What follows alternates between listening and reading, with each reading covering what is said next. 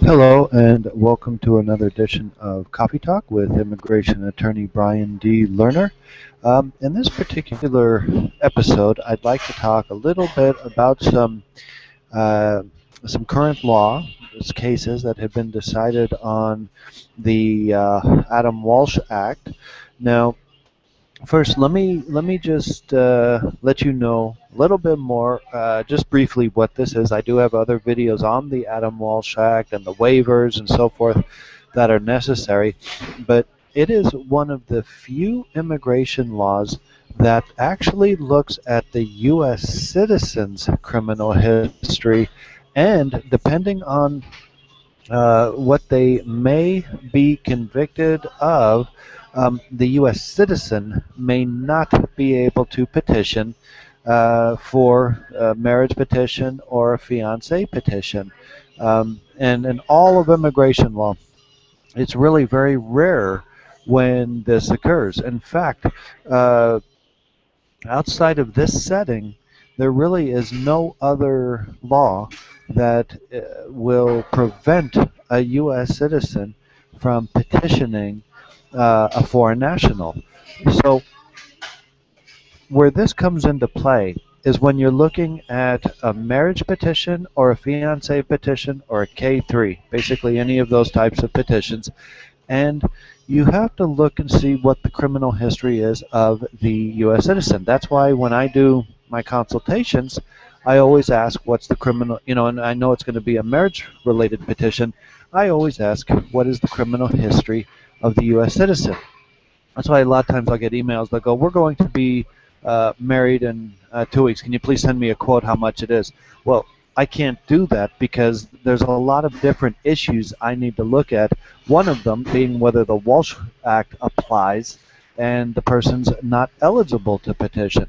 So let me tell you briefly. The Walsh Act means that if a U.S. citizen has been convicted of certain crimes against minors, then they're ineligible to petition someone else for the marriage petition or the fiancé petition. However, given that, there is what's called a Walsh Waiver. It does happen to be one of the most difficult waivers in all of immigration law to get granted. It doesn't mean it can't get granted, but it takes a very large amount of work. It takes a lot of supporting evidence and so forth. That's why another reason it's almost humorous really when clients will come in, they go, they tried a Walsh waiver and it was denied. What can I do? And I'll go, let me see what you sent in, and they'll have like a one-page deal where they'll say, my I am of no risk to my wife and my stepchild, and the crime happened 25 years ago. Please grant the waiver. Something similar along those lines. Well, given how difficult it is to get the Walsh waiver, you want to make sure, of course, that it is done properly to the best it can be done. And obviously, you can't ask an attorney to give you 100% guarantee it will be approved, because if you want that and some attorney does give you that, then they're either not telling the truth or they're not certain what they're doing. But given that, there were three cases that essentially just came out which do affect the Walsh waiver, okay, and the applicability of the Walsh waiver. Now, basically, the way that it works is that if the person does qualify at least to have a Walsh waiver applied, first you have to make sure that the crime is one where the Walsh waiver actually applies. I mean, exaggerating a little bit, the U.S. citizen could have committed murder, against an adult, and that the Walsh waiver doesn't apply. Okay, and that person can petition all they want. So it's only for certain crimes that this applies. And also, you have to understand also that the Walsh waiver is retroactive. So if the U.S. citizen pled guilty to some sex crime against a minor 20 years before the Walsh waiver ever became law, the Walsh waiver still applies. And so there's certain constitutional issues there and so forth which can be fought and which have been fought.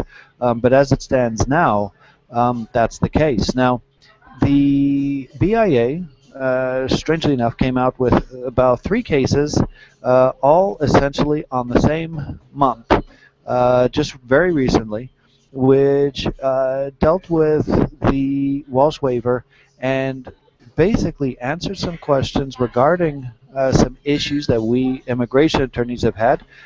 It unfortunately is not making it easier to get the Walsh waiver. As hard as it was before, it's harder now.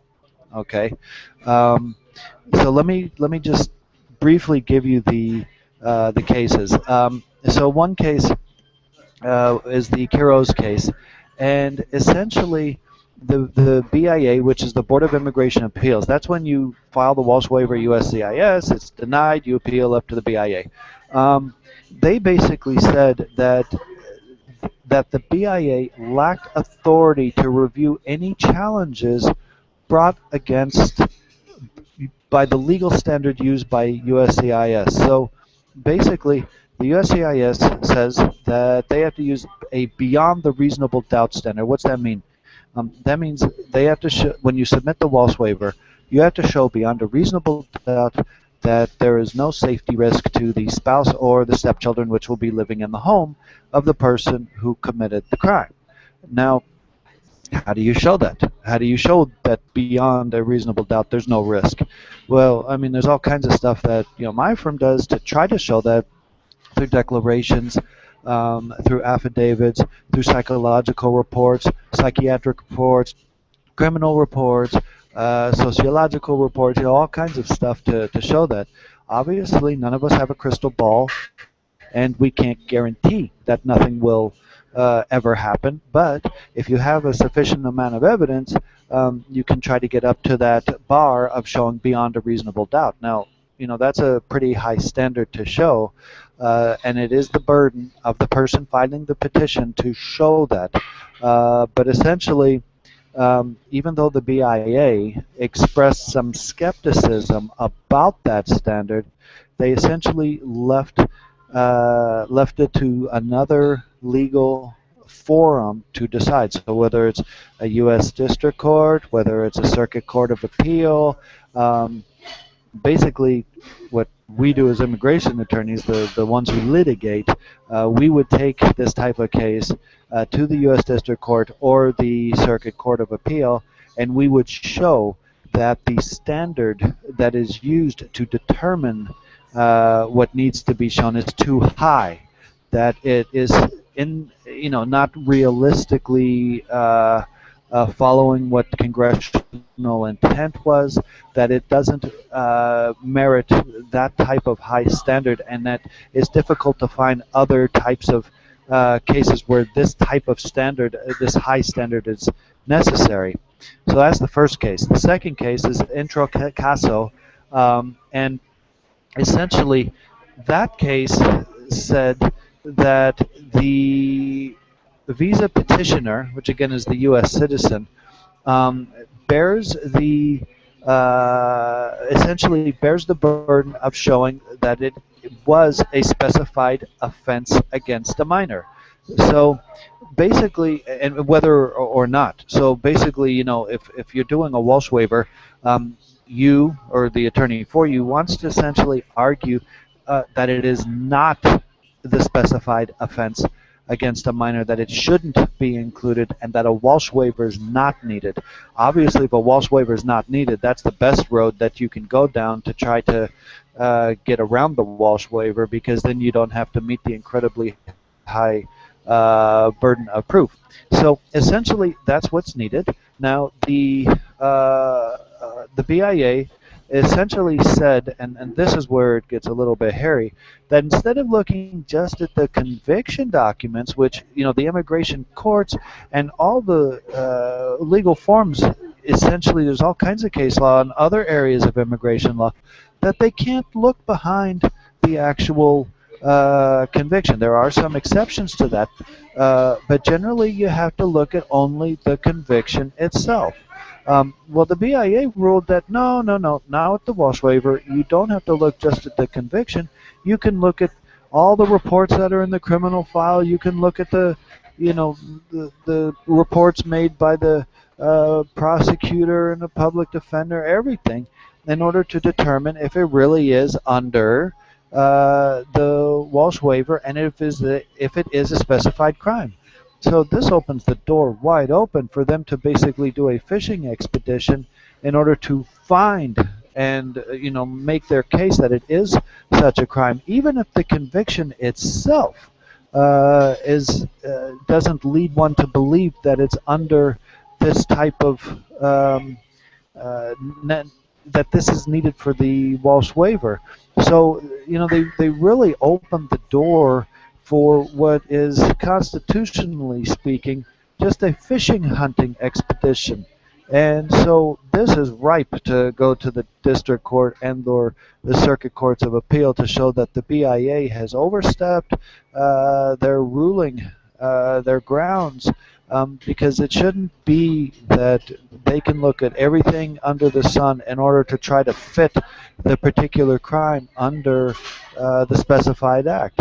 So the and basically that's the second case. Now the next one is Jackson.